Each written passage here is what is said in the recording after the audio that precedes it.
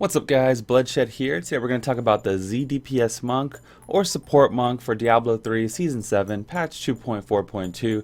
Now, like Barb, there are so many different ways to play Z Monk this season. It really depends on your group comp, what level you're doing, whether it be progressional or speeds, just so many different ways to play Z Monk. I'm going to show you guys what I'm currently doing and hopefully give you guys a really good general understanding about the class and the spec. Alright guys, let's jump right into stats. The stats you need to focus on most are cooldown reduction, okay? Cooldown reduction. Bloodshed, how much CDR do we need? You need, at minimum, in my opinion, 60% cooldown reduction to perform your daily duties as the support monk. Okay, the next stat is attack speed. We want to perform 5 attacks per second, okay? Diablo has it perfectly right here in the interface. You can see attacks per second. Right now mine's kind of low, 2.05.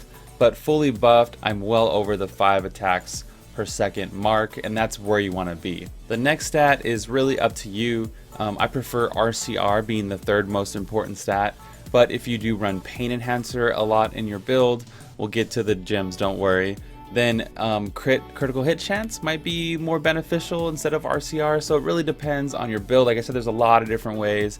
I personally like CDR, attack speed, RCR, and then crit and globe healing. Those are like my babies right there. And then followed by probably life per second. You might be like, Bloodshed, why the hell do we need life per second, bro? Life per second is actually part of our inner sanctuary. Heal amount is increased by 7% of your life per second. Okay, so we're kind of like a heal monk, right? Life per second affects our inner sanctuary. The globe healing that we're stacking affects things like Epiphany. Imbue yourself with water, causing your abilities to heal yourself and allies within 30 yards by 16,000 life. Heal amount is increased by 4% of your globe healing bonus. I like to be personally around 100k healing on the low side. Just like before, you can see your globe healing bonus right here in your interface. Right now I'm at 99,000, which is kind of on the low side. I don't have it on the boots. These were my old DH boots, and yeah, so you definitely want it on your gear as well. In case you guys don't know, you can get your globe healing bonus on shoulders. You can get it on the chest piece, on the amulet, on both rings, on your boots, and I think that's it. If I forgot any gear piece, let me know in the comments below. So the gear pieces in which you don't have globe healing, you'd probably want the life per second, as you can see here. So everybody is going to get different drops in Diablo, and now that you know what stats you need and what minimum levels you need to hit, you can kind of make the best judgment for your specific character. So this is my current setup, as you can see. I like to use Spirit Guards and Laws of Seth. It's pretty much a massive spirit button, massive survivability, and it's kind of overkill, but you know, as a streamer this works out for me greatly. I usually run with GG DPS and they handle themselves really well. I can just get around, I can stream, never die, keep everyone alive, keep attacking. Now if you are in a progressional group and you guys are pushing, you know, you guys are like, hey, we want to get down 100, we want to get down to 105 or 110 before the season's over, you're most likely going to want to use a strong arm bracers. You really need that extra damage. I would wear the strong arms, and I would probably use Laws of Seth as well. And you can even use the 4-piece Enas if you're good on cooldown reduction, like I was saying, just like so. And then swap in the Band of Root Chambers, just like that. Okay, this is more of a meta setup, but again, I prefer the Ring of Royal Grandeur and wearing a vigilante belt with this other combo. Okay, illusionary boots are great. You move through enemies. It's just good general, just getting around the rift and putting down the sanctuary in the right spot for the group. Oculus ring, best in slot, creates a multiplicative ring of power on the ground for the DPS to stand in and shred things. It's really, really great. Obsidian Ring of the Zodiac is just gonna give you more cooldown reduction, a lot more cooldown reduction actually. And then we're using Hellfire Amulet for the 5th passive. If you don't have a Hellfire Amulet, if you're a new support monk, you can use an Immunity Amulet as a last case scenario. An even better option would be an Overwhelming Desire or an S of Johan, right? And you want the same types of stats we're looking for. As far as weapons go, Slander, little rogue combo, you've probably seen this before. This is my favorite support setup. If you're new and you're supporting, you can get away with like the Sledge Fist and Pig Sticker, or you can do like a Pig Sticker and Storm Shield, right? There's lots of different combos you can use, and yeah, just to kind of get by until you get the slender little rogue. As far as legendary gems go, okay, my favorite gem is the Gogok of Swiftness. Okay, that's the one I use no matter what. It just gives us everything that we need: attack speed and cooldown reduction, right? Those are the two best stats, and that's what we get with the Gogok. And I like this gem a lot. For the secondary, I would use Esso or Pain Enhancer. Are you guys doing speeds?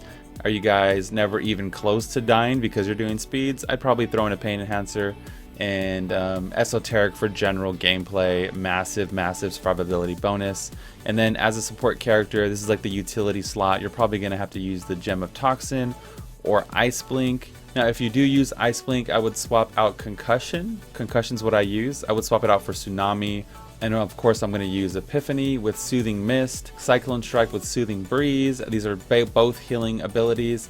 Now, you don't have to use Soothing Breeze. You can actually use Implosion. Okay, it's going to give you a longer pull distance, which is good for speeds. Soothing Breeze is another general, just a good solid ability all around. Inner Sanctuary Safe Haven, this is what you're going to put down to keep your allies alive. Allies inside Inner Sanctuary are healed for 35,000 every second. Heal amount is increased by your life per second, just like we talked about. Blinding Flash, that's going to work with our Laws of Seth that we talked about to give us that little resource generator, and it also debuffs the mobs. As far as mantras go, we're going to go with Mantra of Salvation and with the Agility Rune. That's a huge survivability increase, having a 35% chance to dodge things. Seize the Initiative, Resolve, Beacon of Yitar, Near-Death Experience. The fifth passive is totally up to you. You can really do whatever you think is best here. I actually use Harmony in my Hellfire Amulet. A lot of people use Unity, which is another solid choice. You know, like a lot of this is like your extra slot, and you can just get something really good out of it. Okay, but I would probably do Unity or Harmony. Let's cover some general gameplay. As soon as you port into the Rift here, you're going to want to start spamming your mantras a little bit. Okay, that's what I like to do because it maxes out my Little Rogue Slander combo. Okay, so I'm already at the maximum 4 stacks. I already have my attack speed rolling. I already have my armor up and damage, everything like that. Okay, so I'm ready to go.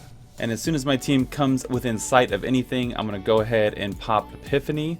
And what Epiphany is going to do is going to start the heals, get the heals going out there, and it's going to allow me to teleport to mobs. Okay, so it's essentially dash, but you can only dash on top of mobs. So if there was a wall here, as long as Epiphany is active, you can click and it'll port you right on top of like Brother Anselm here, okay? And that's how we're getting around the Rift. Okay, so you want to keep your mantras up at all times. The active effect is what I like to keep up, just like that. And Epiphany, okay? These are the two things you basically want up all the time. Now, as you guys are running around and you're looking for a place to set up, you want to set up in areas where it's easy for the barb to pull, right? So the barb throws a chain and he's going to pull things to the group. So if you set up right here, it's not really the best thing, but if you were to set up on this little elbow right here, okay, this little corner, then the barb can easily pull things back and forth and even up here to the group. The same concept, you can see I'm in the little crossroads right here. I'm in the middle of the room, and it sets it up perfectly for the barb to pull from all directions, okay?